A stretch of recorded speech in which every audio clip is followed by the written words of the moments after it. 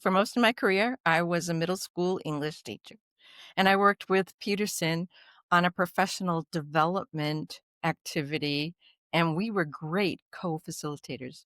We really had a good time together. Since that time, I've retired and now I volunteer for causes that I'm dedicated to. The one I spend the most time on is being the chair of the Women and Girls Fund.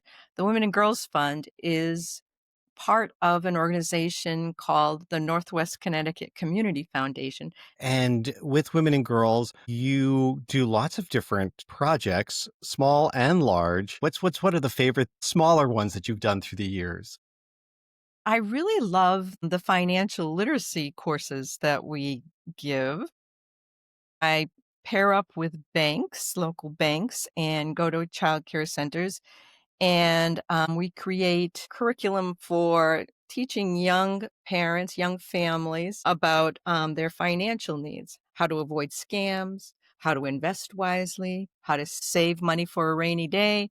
And the banks are fabulous. They pay for dinner for all the participants. One childcare center even gave a discount of $25 off of fees just to encourage families to join in.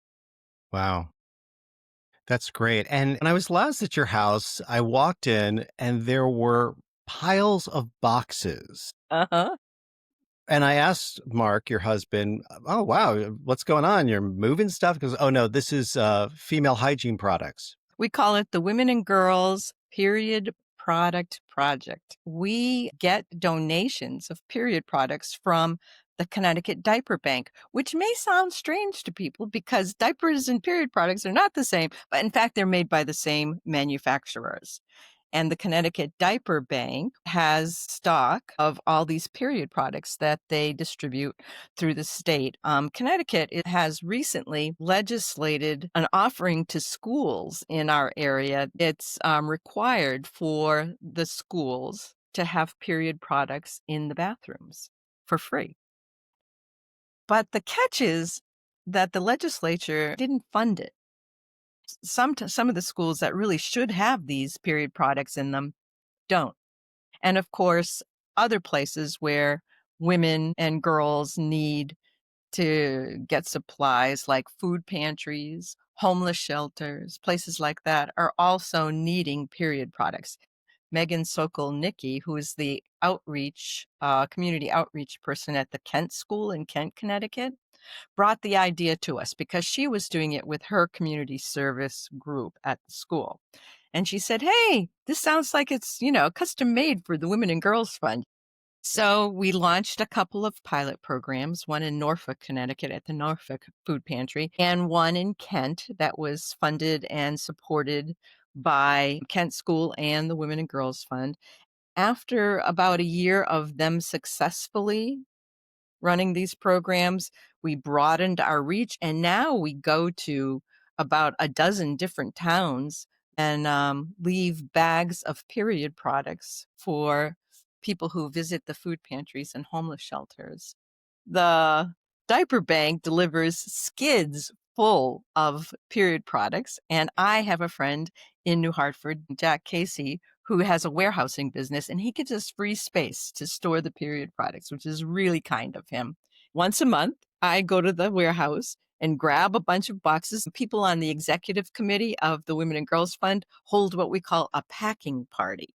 Women from different towns and men too get together and repackage those bulk products into Ziploc bags. We stick a sticker on it that says the Women and Girls Fund, and we fill up a handled bag full of those packets and distribute them all over our area in Northwest Connecticut.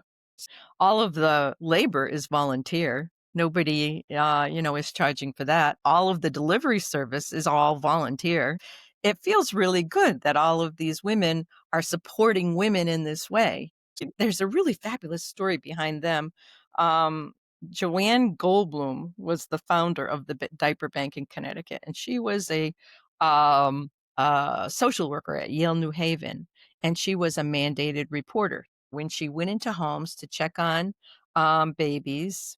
If the babies had soiled diapers, she was supposed to report that as child abuse. And it was horrible for her. These women didn't have the money to buy the diapers, and yet they were in jeopardy of actually losing their children, and she couldn't stand it. So she went to Costco and bought a whole bunch of diapers with donations from her friends and some corporate donations too, and that's how it all started. Every time she went to visit one of these young families, she would bring the diapers with her so the baby could be changed right then and there, and there was no question that the baby was not being well taken care of. So eventually, the people who make Huggies saw that there were a number of people doing this same thing, and they called Joanne and a couple of other women, someone from the South, someone from California, called them together at their headquarters, and they said, "We want to do this for impoverished families. We want to set up a national diaper bank." And so now Joanne is the CEO of this national diaper bank. It's a great story. I just love stories about people who take initiative, have an idea, and really make it happen. I have great admiration for her. We learned early on that you can't use food stamps to buy period products. So that's what spurred us on to try to solve that problem. It didn't seem quite fair that women would have to go without an essential healthcare product just because the rules for food stamps were not good. Believe you told me this story about a bunch of boys involved with packing period products. Yes, it's true. I was contacted by the Miller family to help with an event that was celebrating the life of their daughter, Grace, who had passed away in the past year.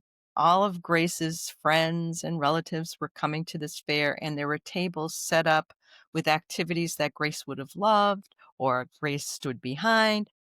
They wanted me to set up a table of period products because, in fact, my stories to the Miller family about what I did was an inspiration for them to think about, let's have a celebration of grace that is active with people doing things as opposed to just sitting around being sad about the fact that she wasn't with us anymore. So I set up this table in the gym of a school. Immediately, the young men were drawn to my table. A lot of the other tables were art projects. This was more kind of hands-on stuffing items into Ziploc bags and slapping stickers on them, and it felt more active. It was really the first time I was involved in a packing party where mostly young men were helping me with the effort, and I loved it. I thought it was fabulous that they really wanted to help, and they felt like they were, I don't know, doing a project that could celebrate Grace in a way that she would have loved. What a wonderful way to honor Grace's life. Uh-huh. These boys, we're talking high school students. No, they were young professionals. Grace was 25 when she passed away, so they were all classmates of hers when she was in high school. These were young men that, yeah, really wanted to help. For people who want to know more about women and girls and what you do, and Mhm. maybe even want to give a donation, how do they find out about you? They can find us at our website, yournccf.org/women and girls, all one word. I'll make sure that that link is in the show notes. Anything else you want to add? Any other stories you need to share? No, not for today, but it's been great talking to you about women and girls and the Period Project. I'm so glad. I'm so glad that you're doing this. It's such an inspiration. Thank you. Thank you, Fran. Thank you, Peterson.